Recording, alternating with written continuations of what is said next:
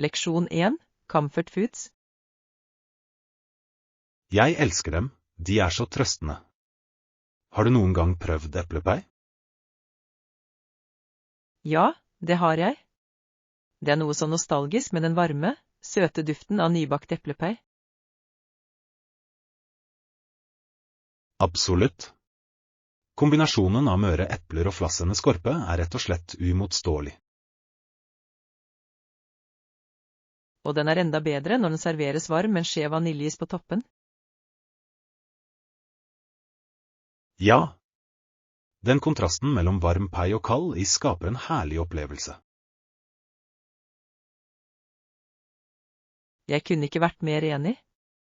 Det er den perfekte desserten for sammenkomster og spesielle anledninger. Dessuten kan det å lage eplepai være en morsom aktivitet å dele med venner eller familie. Definitivt. Å bake sammen kan skape fantastiske minner mens du nyter deilige godbiter. La oss planlegge en bakedag snart. Jeg vil gjerne piske opp litt eplepai sammen. Leksjon 2. Fjelleventyr. Jeg hadde også sjansen til å vandre gjennom frodige fjell og møte sjeldent dyreliv, noe som var en så utrolig opplevelse. Det høres fantastisk ut. Det er noe helt spesielt med å være omgitt av naturen og være vitne til en skjønnhet. Absolutt. Det livlige grøntområdet og den friske luften forringer virkelig ånden, og å se unike dyr gjør det enda mer minneverdig. Ja. Det er som å gå inn i en annen verden hvor alt føles fredelig og levende på samme tid. Jeg møtte noen få sjeldne fugler som jeg bare hadde sett i dokumentarer, og det føltes surrealistisk å se dem i deres naturlige habitat. Wow! Det må ha vært et spennende øyeblikk. Jeg vil gjerne oppleve den typen eventyr og lære mer om dyrelivet. Det er definitivt verdt det. Hver fottur bringer nye overraskelser, og følelsen av å ha oppnådd et toppmøte er uten sidestykke. Jeg kan tenke meg. I tillegg er den fantastiske utsikten fra toppen den perfekte belønningen for all den innsatsen. Nøyaktig. Det er en påminnelse om hvor vakker planeten vår er og viktigheten av å bevare disse naturrommene. Leksjon 3. Minneverdige soloturer. Jeg skal ha dem i bakhodet. Hva er din mest minneverdige solotur? Jeg vil gjerne høre om din erfaring. Min mest minneverdige solotur var til Kyoto, Japan. Blandingen av gamle templer og moderne byliv var fantastisk. Det høres utrolig ut. Å reise alene må ha gitt deg friheten til å utforske ditt eget tempo og virkelig fordype deg i kulturen. Ja, det var befriende. Jeg kunne bruke timer på å vandre gjennom rolige hager og besøke fantastiske helligdommer uten noe hastverk. Jeg kan tenke meg. Det er noe spesielt med å kunne ta deg god tid og nyte hvert øyeblikk når du reiser alene. Absolutt. I tillegg møtte jeg noen fantastiske lokalbefolkningen som delte historier om kulturen deres, noe som gjorde opplevelsen enda rikere.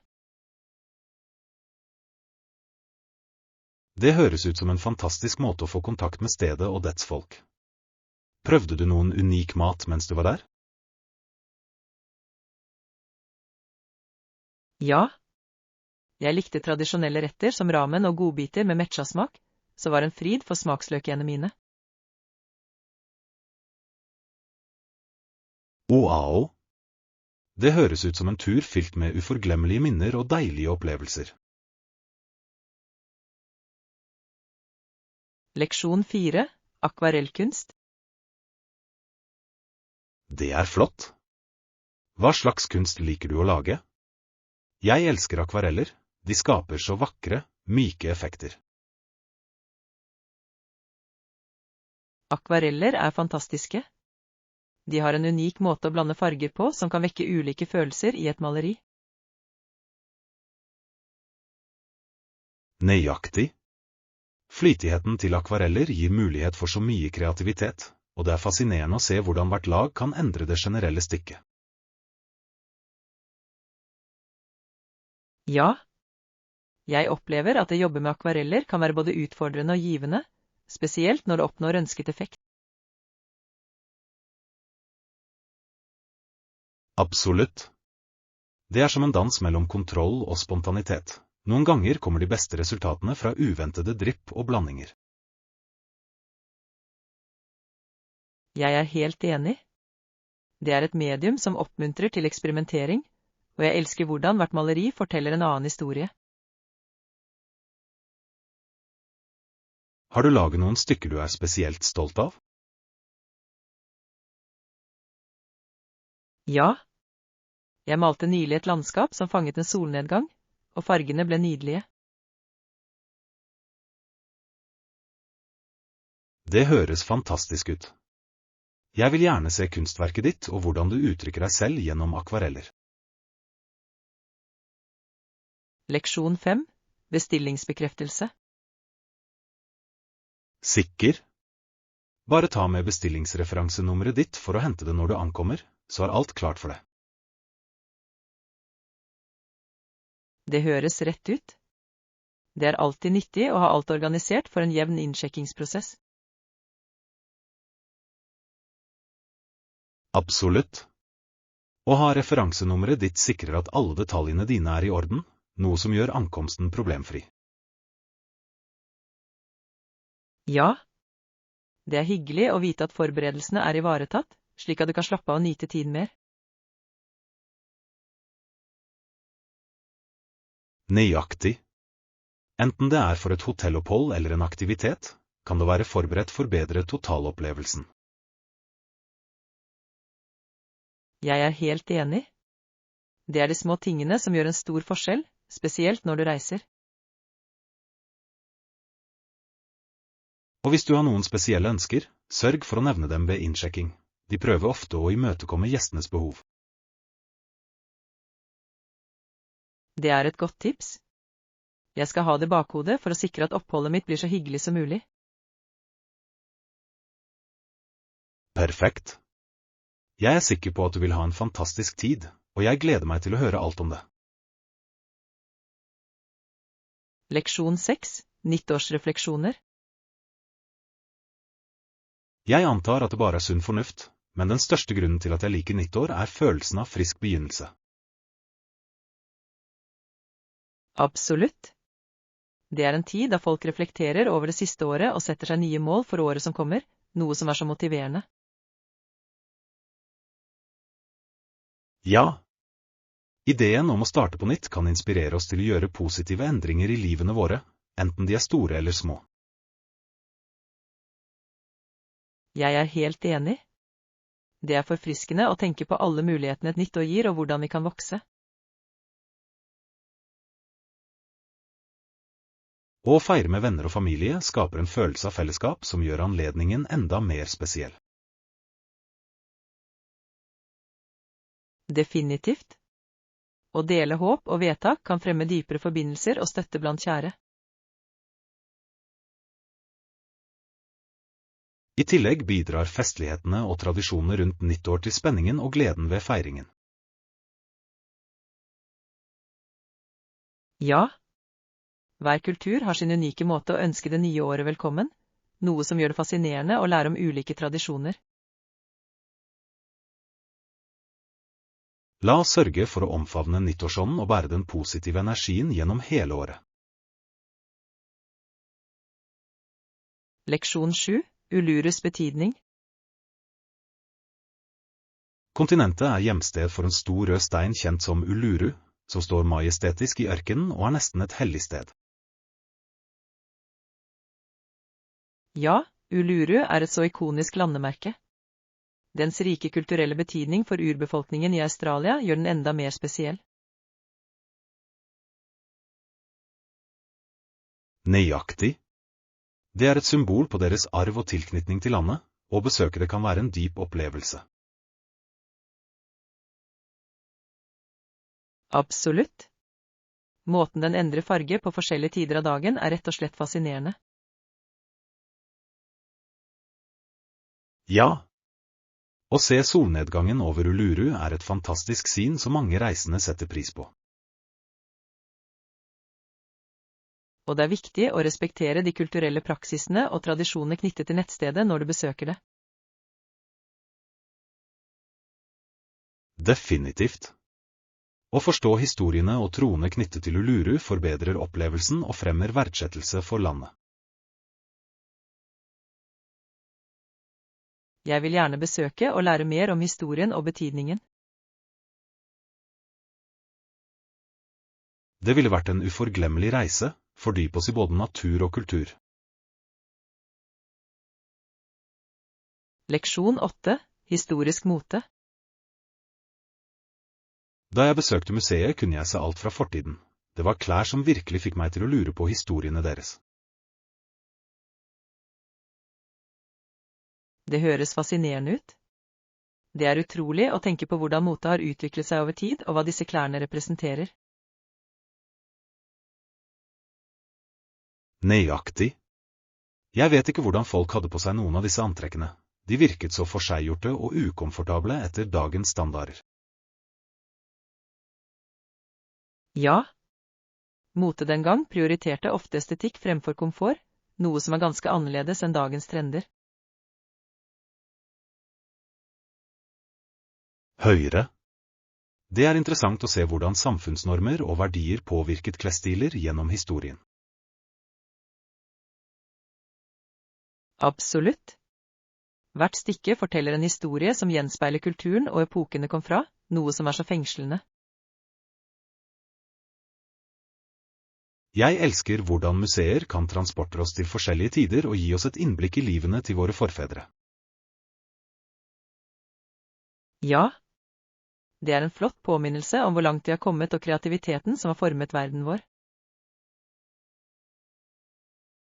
La oss planlegge et besøk til et annet museum snart. Det er alltid noe nytt å oppdage. Leksjon 9. Daglige utfordringer. Det er alltid noe han må forholde seg til. Det virker som han har mye på hjertet i det siste. Ja, det kan være overveldende når livet byr på så mange utfordringer på en gang. Det er viktig å finne måter å takle det på. Nøyaktig. Noen ganger kan bare å snakke om det bidra til å lette belastningen og gi litt klarhet. Absolutt. Støtte fra venner og familie kan gjøre en stor forskjell i tøffe tider. Jeg tror det er viktig å skape en balanse mellom å håndtere ansvar og ta tid til egenomsorg. Ja. Å finne den balansen kan bidra til å redusere stress og forbedre det generelle velværet. Og små Definitivt. pauser gjennom dagen kan gi det La mentale oss rommet sørge som for å trengs sjekke inn for å med hverandre takle regelmessig. utfordringer Det mer kan være effektivt. nyttig å dele det vi går gjennom. Jeg er enig. Sammen kan vi støtte hverandre gjennom livets oppturer og nedturer. Leksjon 10. Aktivitetsplanlegging. Sikker? Jeg kan undersøke det for deg. Er det noen spesifikke aktiviteter du ønsker å gjøre der under turen? Ja, jeg vil gjerne prøve noen fotturer og kanskje til og med noen kulturelle opplevelser for å virkelig fordype meg i den lokale livsstilen. Det høres fantastisk ut. Vandring kan by på en fantastisk utsikt og en sjanse til å komme i kontakt med naturen. Nøyaktig. Å engasjere meg i kulturelle aktiviteter vil tillate meg å lære mer om tradisjonene og historien til stedet. Jeg kan søke opp gødede turer som kombinerer både fotturer og kulturelle opplevelser, noe som kan være en fin måte å utforske på. Det ville vært perfekt. Jeg setter pris på din hjelp til å planlegge dette, det gjør hele prosessen mindre skremmende. Ikke noe problem. Jeg er glad for å hjelpe deg med å lage en reiserute som balanserer eventyr og kulturell oppdagelse. Takk. Jeg gleder meg til å se hvilke aktiviteter vi kan inkludere. Det kommer til å bli en uforglemmelig tur. Absolutt. La oss sørge for å inkludere mange muligheter for moro og utforskning. Leksjon 11. Middagsplaner. Vil du spise middag på rommet i kveld? Det kan være en koselig måte å slappe av etter en lang dag. Sikker? Hva vil du ha til middag? Jeg er åpen for forslag, men jeg har lyst på noe hjertelig. Hva med å bestille pasta?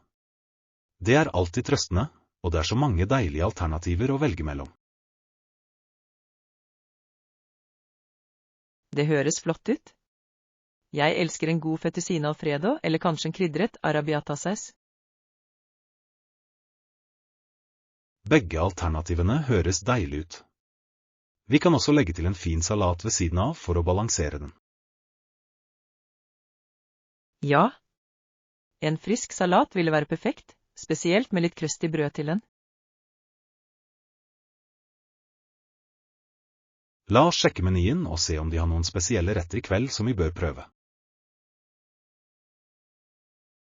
God idé. Jeg er spent på den koselige middagen vår. Det vil være en fin måte å slappe av sammen på. Absolutt. Etter en lang dag høres det perfekt ut å nyte god mat og hverandres selskap. Leksjon 12. Halifax historie. Hovedstaden for Nova Scotia er Halifax, og den begynte å hente inn engelsktalende nybyggere på grunn av trusler fra franskmennene. Det stemmer. Halifax spilte en avgjørende rolle i Kanadas tidlige kolonihistorie, og tjente som en strategisk militær utpost. Ja. Beliggenheten var ideell for å forsvare seg mot franske angrep, og den vokste raskt til en travel bygd. Det er fascinerende hvordan historiske hendelser former utviklingen av byer og deres kulturer. Absolutt. Blandingen av kulturer i Halifax i dag er et bevis på dens rike historie og påvirkningene som formet den. I tillegg gir å utforske de historiske stedene i Halifax, som Citadel og Vannkanten, et glimt inn i fortiden. Jeg er enig. Det er en vakker by med så mye å tilby, fra historien til den pulserende kunstscenen. Definitivt. Jeg vil gjerne besøke og lære mer om hvordan Halifax utviklet seg gjennom årene. La oss planlegge en tur dit en gang. Jeg tror vi begge vil like å utforske dens historiske betydning. Leksjon 13. Romomvisning. Det høres fornuftig ut. Kan du vise oss deluxe-rommet før vi bestemmer oss? Jeg vil sørge for at den oppfyller forventningene våre. Selvfølgelig. Deluxe-rommet tilbyr vakker utsikt og mer plass, noe som kan gjøre oppholdet vårt enda morsommere. Perfekt. Jeg setter pris på å kunne se rommet først. Det bidrar til å sikre at vi tar det riktige valget. Ja. Det er viktig å føle seg komfortabel og avslappet i rommet vi skal bo i, spesielt for en ferie. Nøyaktig. Jeg elsker ideen om å ha en fin utsikt og våkne opp til hver morgen. Og de ekstra fasilitetene i deluxe-rommet kan virkelig forbedre opplevelsen vår under oppholdet. Jeg er enig. La oss sjekke det ut og se om det har alt vi leter etter. Ja. Jeg gleder meg til å se om den er så fin som jeg ser for meg. La oss gå, jeg gleder meg til å ta en titt.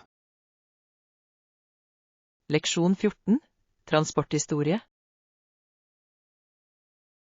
De brukte hester til transport i gamle dager, noe som virker så forskjellig fra hvordan vi reiser nå. Ja, det er fascinerende å tenke på hvor avhengige folk var på hester for alt, fra daglige pendler til lange reiser.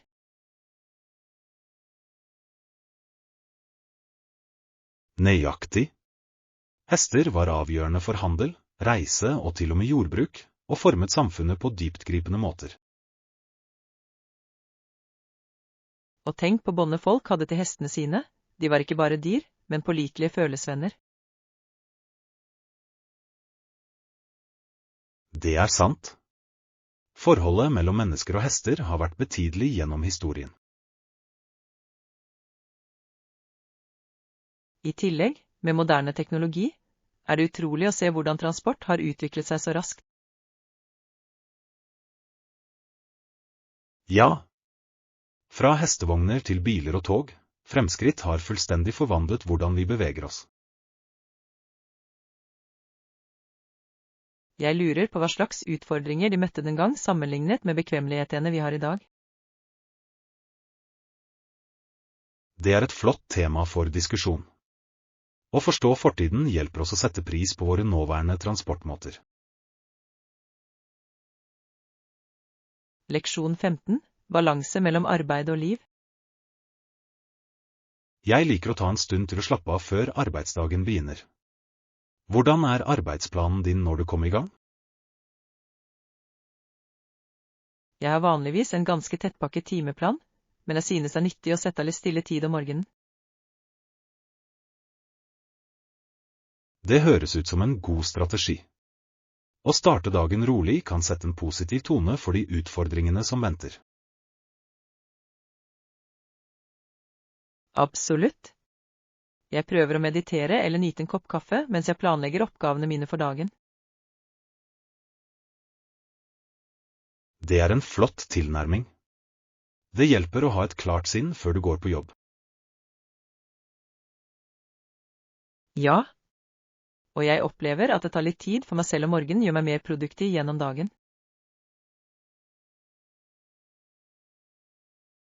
Jeg er enig. En fredelig start kan utgjøre hele forskjellen når det gjelder å takle oppgavelisten din med energi. Nøyaktig. Det handler om å finne den balansen mellom arbeid og egenomsorg. La oss sørge for å oppmuntre hverandre til å holde den balansen mens vi går gjennom våre travle dager. Leksjon 16. Utsjekkingstid. Perfekt. Jeg tror det dekker alt på listen. La oss gå til kassen for å fullføre kjøpene våre. Ja, jeg er spent på å se hvordan alt ser ut når vi har alt sammen. Absolutt. Det er alltid tilfredsstillende å se valgene våre komme til live, spesielt etter å ha planlagt alt. Jeg er enig. I tillegg betyr å sjekke ut at vi er et skritt nærmere å nyte de nye varene våre. Ja.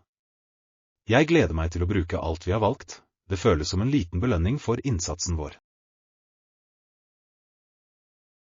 Nøyaktig. Og når vi kommer hjem, kan vi begynne å organisere og sette opp alt. La oss sørge for at vi beholder kvitteringene våre, i tilfelle vi må bytte senere. God idé. Jeg liker alltid å holde styr på kjøpene mine for budsjettformål. Ok, la oss fullføre dette shoppingeventyret. Leksjon 17. Beach Town Escape. Sikker? Hva med å utforske en nærliggende strandby? Det kan være en forfriskende pause fra vår vanlige rutine. Det høres fantastisk ut. En strandby tilbyr en så avslappende atmosfære, og jeg elsker lyden av bølgene. Nøyaktig. I tillegg er det vanligvis så mange morsomme aktiviteter å gjøre, som svømming, soling eller strandtur. Ja, Og å prøve lokal sjømat på en strandrestaurant er alltid en godbit. Absolutt. Fersk sjømat med havutsikt høres ut som den perfekte måten å nyte en dag på stranden. Jeg kan allerede se for meg at vi slapper av i sanden, slikker solen og nyter deilig mat. La oss sjekke ut noen nærliggende strandbyer og se hva hver av dem har å tilby for en morsom dagstur. Flott idé. Jeg er spent på å planlegge denne turen og lage noen fantastiske minner. Jeg også. La oss få det til snart. Leksjon 18. Åpen for spørsmål. Det er min glede. Hvis du har flere spørsmål, spør gjerne når som helst. Jeg er her for å hjelpe. Takk. Jeg setter pris på din vilje til å hjelpe. Det gjør virkelig en forskjell når noen er tilgjengelig for å svare på spørsmål. Absolutt. Jeg tror at åpen kommunikasjon er nøkkelen til å sikre at alt går knirkefritt. Ja. Det er hyggelig å vite at jeg kan ta kontakt hvis jeg trenger ytterligere avklaring eller hjelp. Definitivt. Jeg er alltid glad for å dele informasjon og hjelpe på alle måter jeg kan. Det er betryggende. Det gjør at hele prosessen føles mer håndterlig og mindre skremmende. Jeg er glad for å høre det. La oss holde kommunikasjonslinjene åpne mens vi går videre. Ja. Sammen kan vi takle alle utfordringer som kommer vår vei. Absolutt. Jeg ser frem til å jobbe sammen og oppnå store ting. Leksjon 19. Helgevær. Har du noen formening om været denne helgen? Jeg hørte at det kunne være sol og varmt, perfekt for en piknik. Ja. Jeg sjekket værmeldingen tidligere, og det ser ut til at vi har et vakkert vær, ideelt for utendørsaktiviteter. Det høres fantastisk ut. En solrik dag i parken vil være den perfekte måten å slappe av og nyte naturen på. Jeg er helt enig. Det er en flott mulighet til å samle noen venner og ha en herlig piknik sammen. Nøyaktig.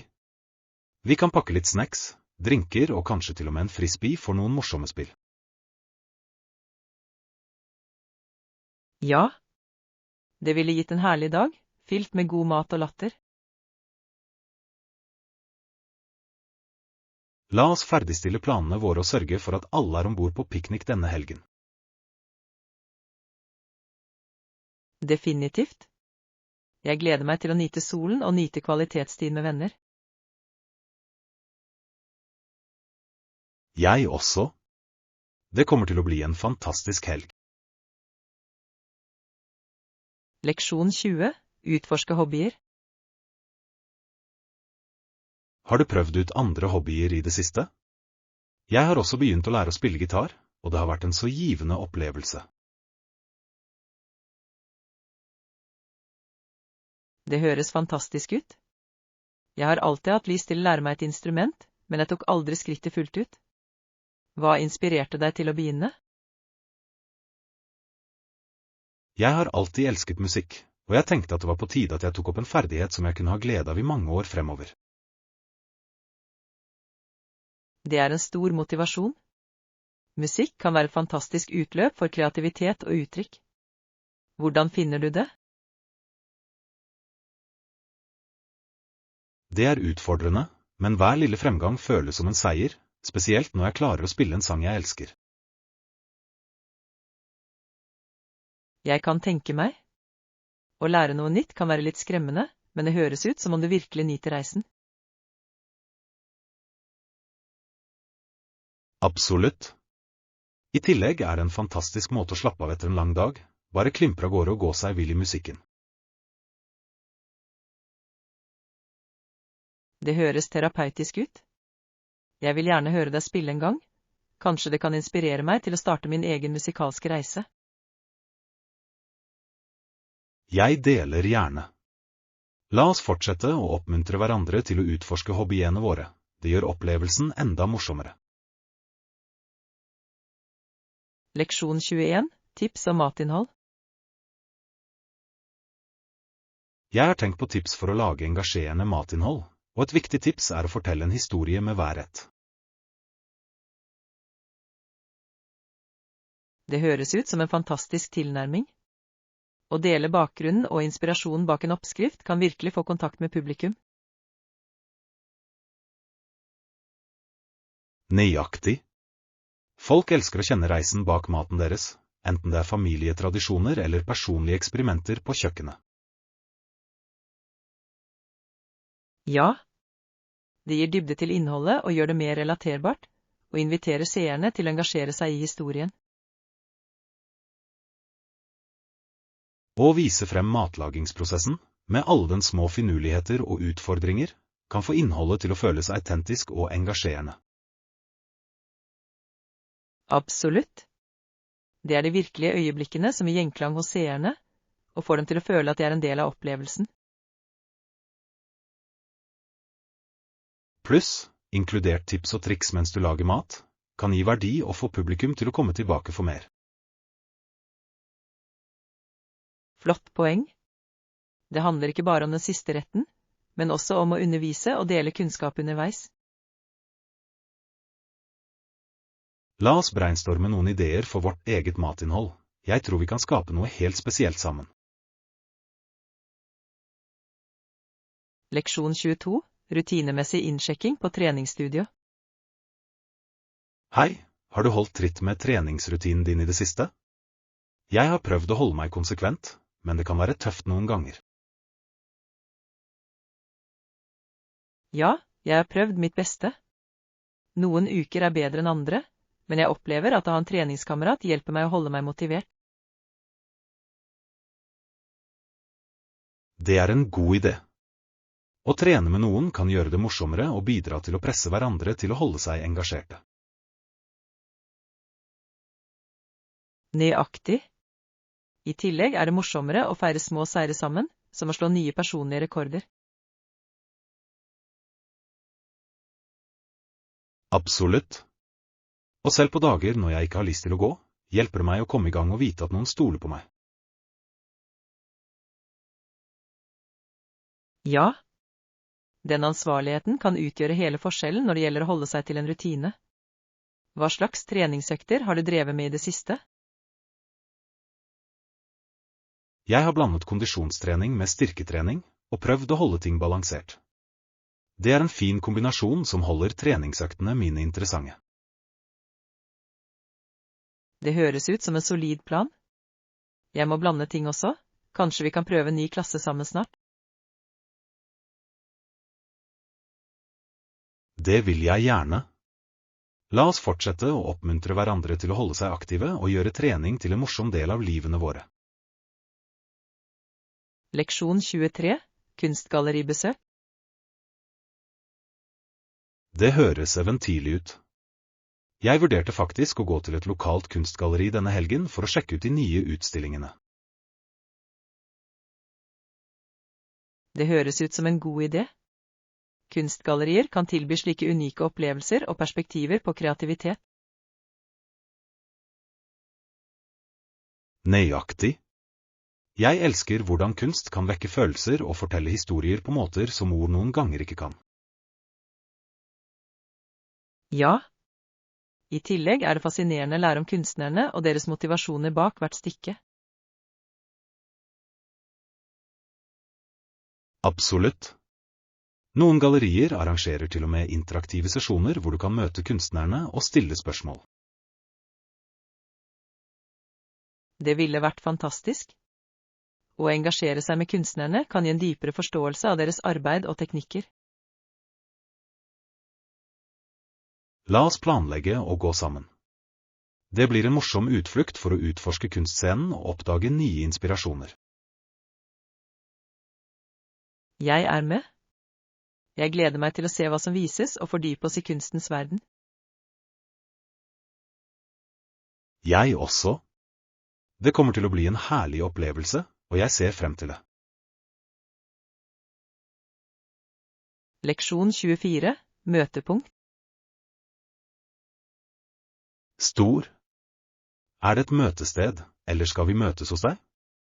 Jeg vil sørge for at vi koordinerer riktig.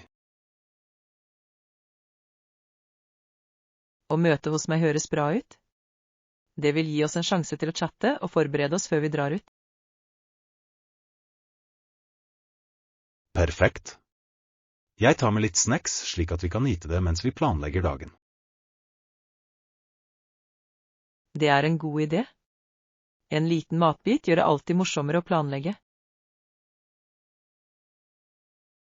Nøyaktig. I tillegg vil det hjelpe å holde energien oppe for alle eventyrene vi har i vente. Ja.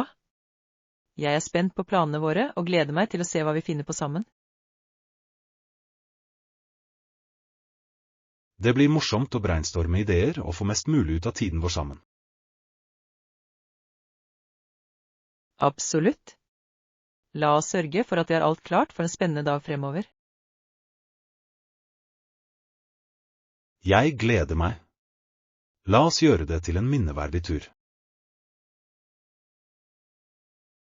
Leksjon 25, tulipanfestival.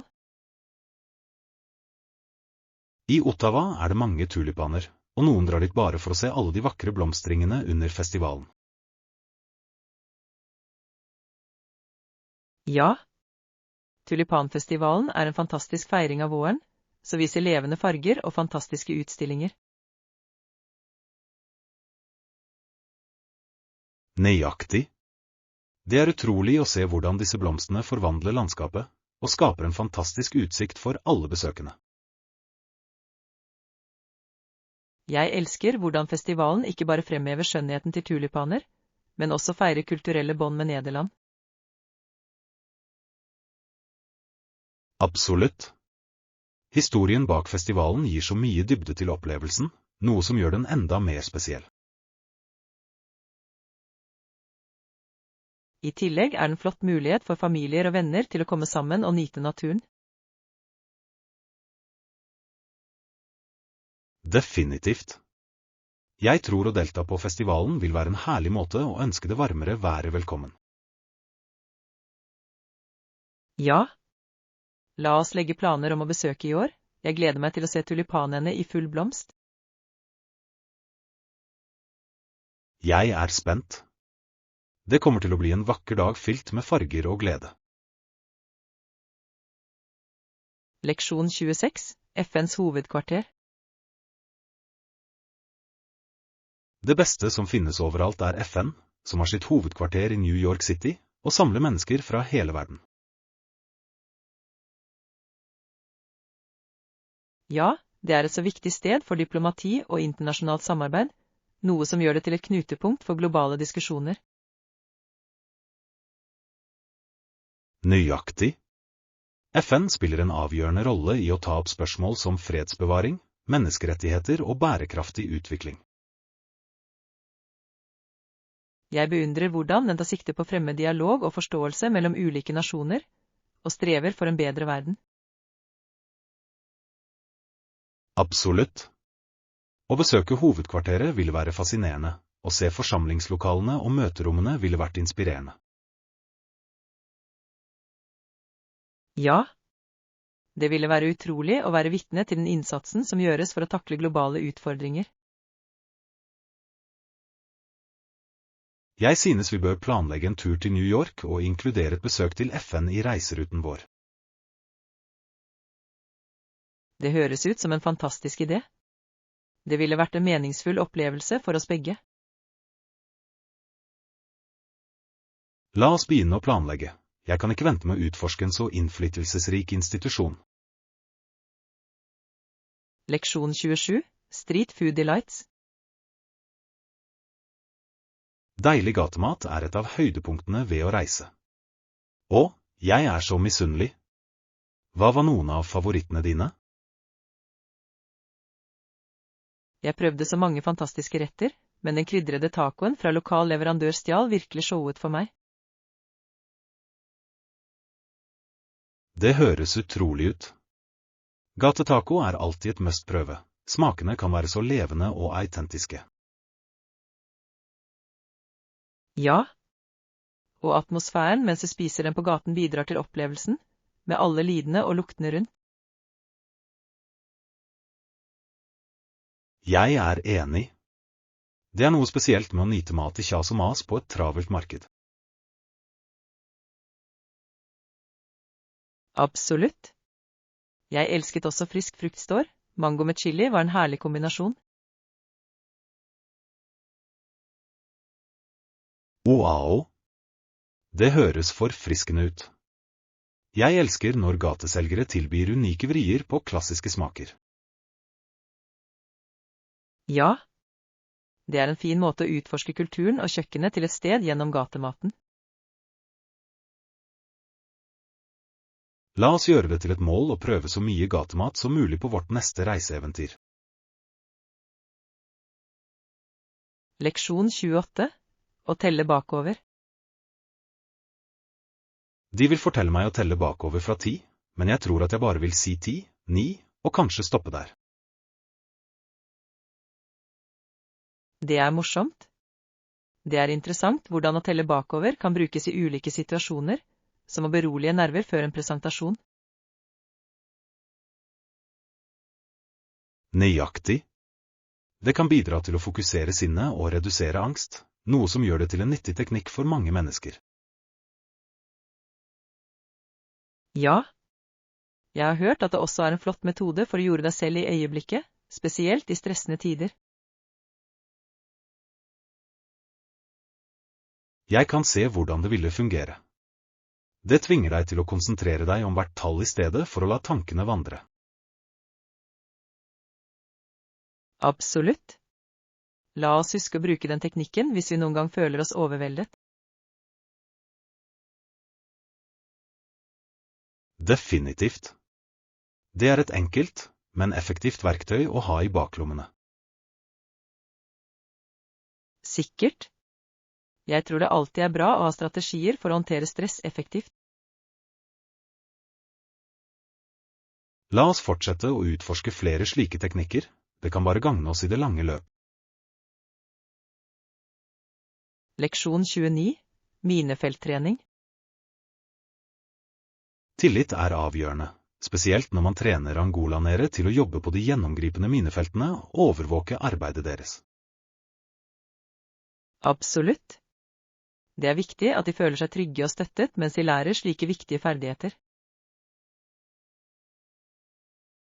Ja. Riktig opplæring beskytter dem ikke bare, men gir dem også mulighet til å bidra positivt til lokalsamfunnet deres. Nøyaktig. Utdanning og praktisk erfaring er avgjørende for å bygge tillit i slike høyrisikomiljøer. Og det å ha veiledere som er kunnskapsrike og medfølende gjør en betydelig forskjell i læringsopplevelsen deres. Ja. Et støttende miljø oppmuntrer dem til å stille spørsmål og søke hjelp ved behov. Det er inspirerende å se hvordan tillit og utdanning kan bidra til å forandre liv i utfordrende situasjoner. Faktisk. Sammen kan vi bidra til å skape tryggere lokalsamfunn og en lysere fremtid for de som er berørt av landminer. La oss fortsette å gå inn for disse viktige opplæringstiltakene og støtte de som jobber på bakken. Leksjon 30. Betalingsdiskusjoner. Avtalt. Hva med betalingsplanen?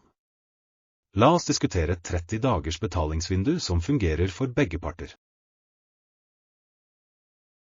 Det høres fornuftig ut. Et 30 dagers betalingsvindu kan gi nok tid til behandling og samtidig holde kontantstrømmen håndterbar.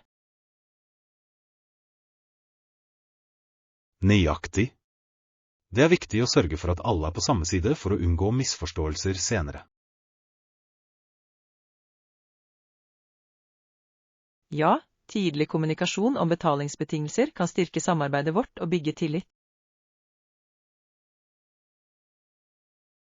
Absolutt. Å ha alt dokumentert kan bidra til å beskytte begge parter i tilfelle tvister. Det er en smart tilnærming. Det er alltid bedre å ha ting skriftlig for klarhet og ansvarlighet. La oss fullføre disse detaljene slik at vi kan gå videre med prosjektet uten forsinkelser. Ja. Jeg skal sørge for å utarbeide en formell avtale som beskriver betalingsplanen og andre viktige vilkår. Perfekt. Når det er ordnet, kan vi fokusere på de spennende aspektene ved prosjektet fremover.